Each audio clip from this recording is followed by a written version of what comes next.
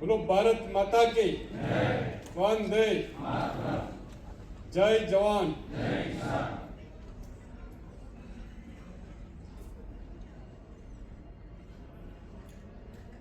अपना गुजरातना पनोता पुत्र देशना लोकप्रिय અને યશસ્વી પ્રધાનમંત્રી અને વૈશ્વિક નેતા માન્ય શ્રી નરેન્દ્રભાઈ મોદી સાહેબ દેશના પ્રધાનમંત્રી તરીકે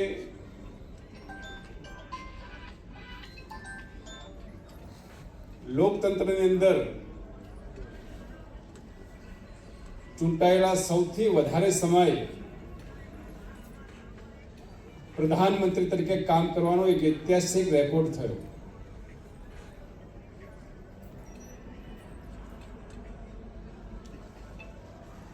મોદી સાહેબ ગુજરાતના મુખ્યમંત્રી તરીકે 13 વર્ષ કામ કરતા આપણે પ્રત્યક્ષ ને પરોક્ષ જોયા છે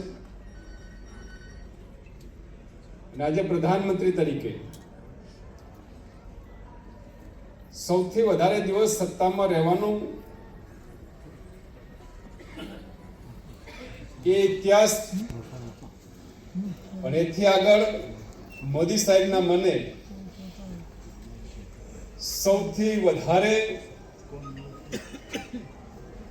ગરીબ લોકોના કલ્યાણ માટે જન કલ્યાણના કામો, રાજ્ય અને રાષ્ટ્ર માટે વિકાસના કામો નો ઇતિહાસ અને એક ક્ષણને વધારવા માટે આપણા ગુજરાતના માન્ય મુખ્યમંત્રી શ્રી ભૂપેન્દ્રભાઈ પટેલ સાહેબ એ સરકાર દ્વારા આ છેવા પખવાડિયા તરીકેનો કાર્યક્રમ 5 જૂન એટલે વિશ્વ યોગ દિવસ થી લઈને 21મી જૂન 5 જૂન એટલે પર્યાવરણ દિવસ થી લઈને 21મી જૂન એટલે યોગ દિવસ સુધી આ કાર્યક્રમો રાખવામાં આવ્યા છે અને એ કાર્યક્રમ અંતર્ગત આજે આપણે દાંતીવાડા યુનિવર્સિટીની અંદર પ્રાકૃતિક કૃષિ પરિસંવાદ અને પ્રદર્શનનો કાર્યક્રમ છે,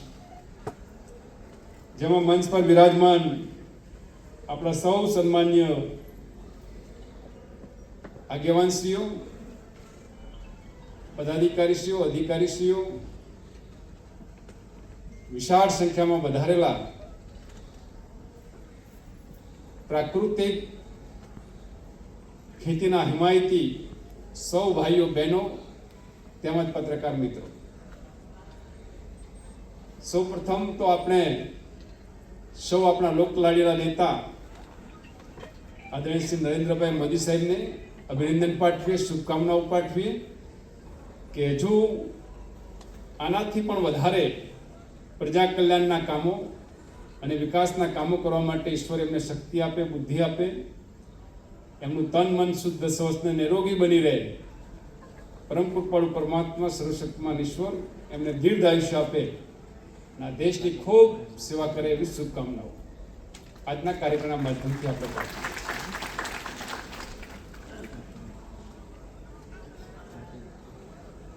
મિત્રો, પ્રાકૃતિક ખેતી નું પ્રદર્શન આપણે જોયું, પરિસંવાદમાં આપણે બધા અત્યારે બેઠા છીએ, આમાં પ્રાકૃતિક ખેતી કરતા એવા કેટલા લોકો?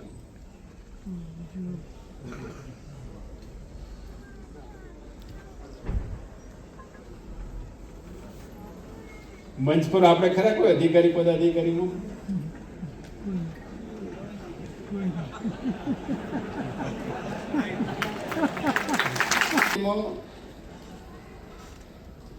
આપણે પ્રાકૃતિક ખેતી કરતા તો બહુ સારું,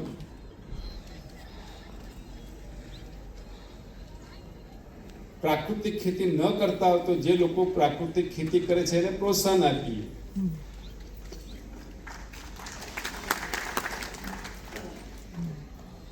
અને હમણાં પ્રદર્શનીમાં જોતા હતા એમાં એક વાત આવતી હતી કે ભાઈ પ્રાકૃતિક ખેત ઉત્પાદનોની માર્કેટિંગ વ્યવસ્થાને હજુ સુદૃઢ કરવાની જરૂર છે.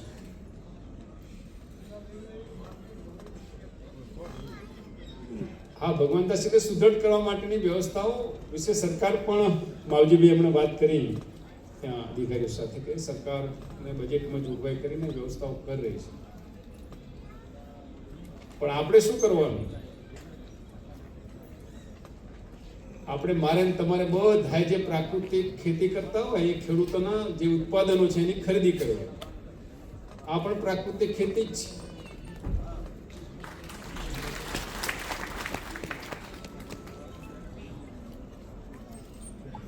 આજનું જે ગોષ્ઠી રાખવા છે એમાં ખાસ કરીને આ વિષય પર જ ફોકસ કે જે પ્રાકૃતિક ખેતી કરે છે એમને અભિનંદન, પણ જે પ્રાકૃતિક ખેતી નથી કરતા એવા લોકોને પણ, મારા જેવા અનેક લોકો અહીં બેઠા છે એમને પણ આ કાર્યક્રમમાં બોલાયા છે. અને એટલા માટે બોલાયા છે કે આપણે અહીં બેઠેલા બધા જ વિશિષ્ટ વ્યક્તિઓ છીએ. ભલે કૃષિ પશુપાલન ક્ષેત્રે હોય, શૈક્ષણિક ક્ષેત્રે હોય, રાજકીય ક્ષેત્રે હોય, સેવાકીય ક્ષેત્રે હોય, પણ આગેવાન કક્ષાના બધા અહીં લોકો બેઠા છે. તો આપણે એવો સંકલ્પ કરીએ કે આપણે પણ નાની મોટી પ્રાકૃતિક ખેતીની શરૂઆત કરીએ. અને પ્રાકૃતિક ખેતી ન કરી શકીએ, ઘરે ખેતી ન હોય તો પ્રાકૃતિક ઉત્પાદનોનો વપરાશ કરીએ. હમણાં આપણા અધિકારી પદાધિકારીઓ શ્રી વાત કરી કે આધુનિક ખેતી ને કેટલા વર્ષો થયા છે?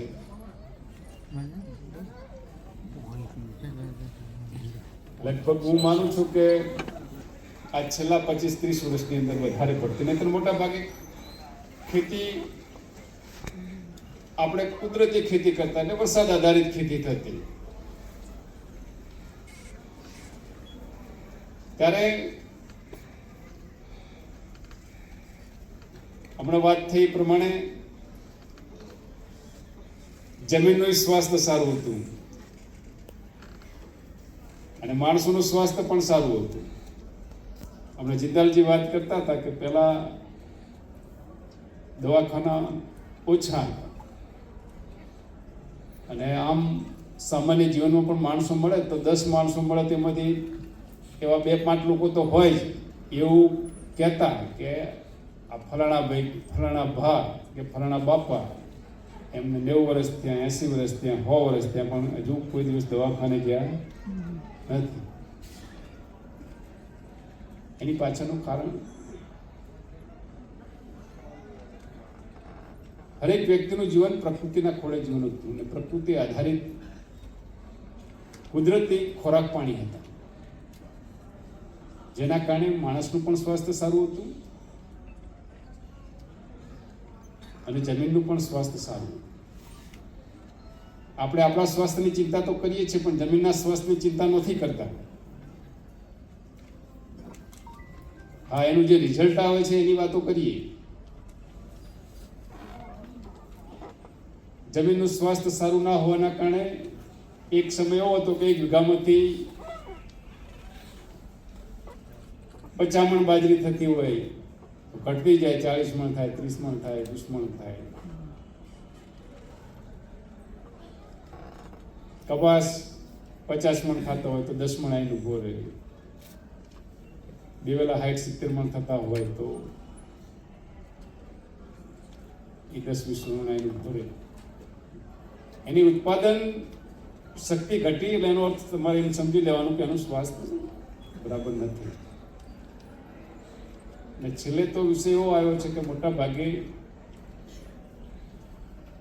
બધા એવું કહે છે ખેતી પોસાતું નથી. એની પાછળના કારણ શું? એની પાછળનું કારણ આવક કરતા જાવક વધારે. પહેલા ખેતી ખૂબ સારું પોહાતું હતું, એવું કહેતા હતા કે ઉત્તમ ખેતી મધ્યમ અપાર ને કનિષ્ઠ ન કરવા જેવી. આજે તો બધું આમ થઈ ગયું. એક જ એવો વિષય તારે ચાલે છે કે ભાઈ ખેડૂત એવું છે કે ખેડૂતનો દીકરો ખેતી ના કરે, નહીતર આમ તો ગૌરવ લેતા એમ ભાઈ. પહેલા તો વેપારીનો દીકરો વેપારી કરે એમ ગૌરવ કહેવાય, અધિકારીનો દીકરો અધિકારી બને ગૌરવ કહેવાય, માલધારીનો દીકરો માલધારીનો પશુપાલન ધંધો કરે તો ગૌરવ, ખેડૂતનો દીકરો ખેતી કરે તો પણ એ ગૌરવ હતું. અને ખેડૂતને જગતનો તાજ કહેવાતો, ખેડૂતને દુનિયાના પિતા તરીકે બિરુદ મળેલું છે. મિત્રો, આની પાછળનું મૂળ કારણ આ જ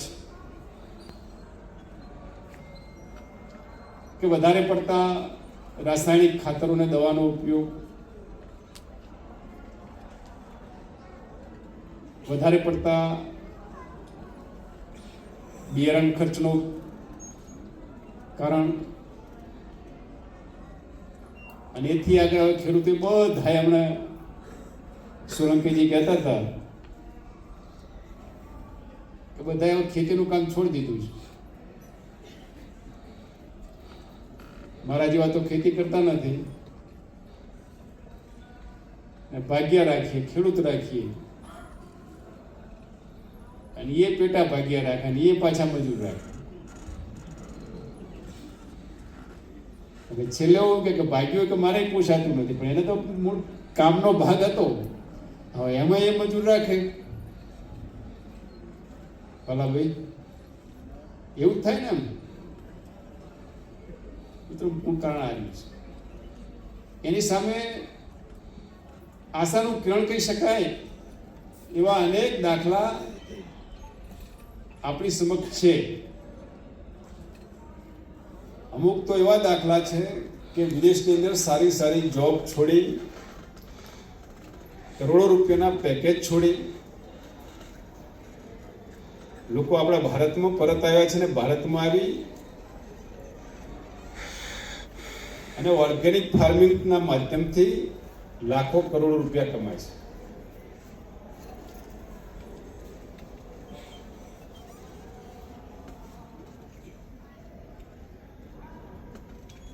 તો આપણે વિચાર કરવાની જરૂર છે યોગ્ય દિશાની.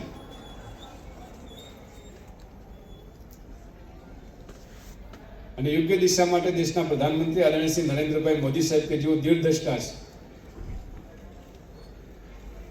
એમને ખેડૂતોને આહવાન કર્યું છે કે આપણે બધા પ્રાકૃતિક ખેતી તરફ જઈએ.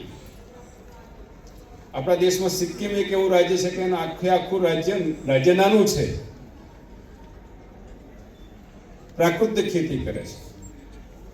આપણા ગુજરાતની અંદર ડાંગ જિલ્લો નાનો છે, પણ આખો જિલ્લો પ્રાકૃતિક ખેતી કરે છે.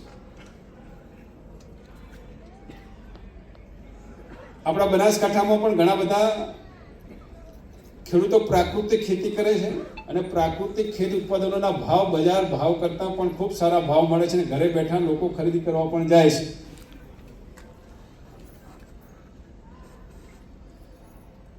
અને અત્યારે વર્તમાન સમયની અંદર દેશની અંદર એવો વર્ગ પણ છે કે જેને ખાદ્ય પદાર્થો ફ્રૂટ સારું જોઈએ છે, ક્વોલિટી વાળું જોઈએ છે. અને ક્વોલિટી વાળા ફ્રૂટ માટે જે પણ ભાવ જોઈએ ભાવ આપવા માટેની તૈયારી છે.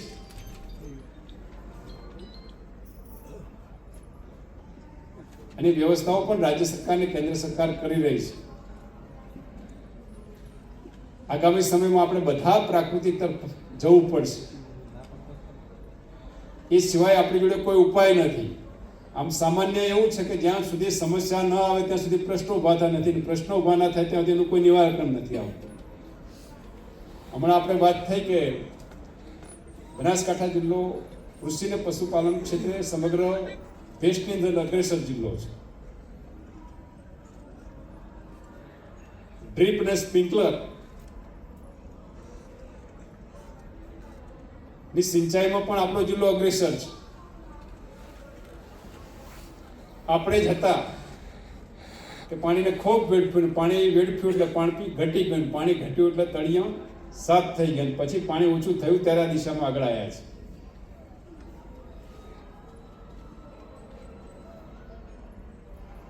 એમ પ્રાકૃતિક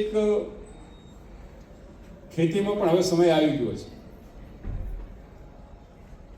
તો આપણે બધા આજના કાર્યક્રમમાં જોડાયેલા લોકો અરસપરસ રીતે પ્રાકૃતિક ખેતીને પ્રોત્સાહન આપીએ, કાં તો પ્રાકૃતિક ખેતી કરીએ અથવા પ્રાકૃતિક ખેતી કરતા લોકોને પ્રેરણા આપીએ, એમના ખેત ઉત્પાદનોને ખરીદવાનું કામ કરીએ. સંકલ્પ આપણે કરીએ અને સંકલ્પને આગળ આપણે આપણા ક્ષેત્રની અંદર બીજા લોકોને પણ પ્રેરણા આપવાનું કામ કરીએ.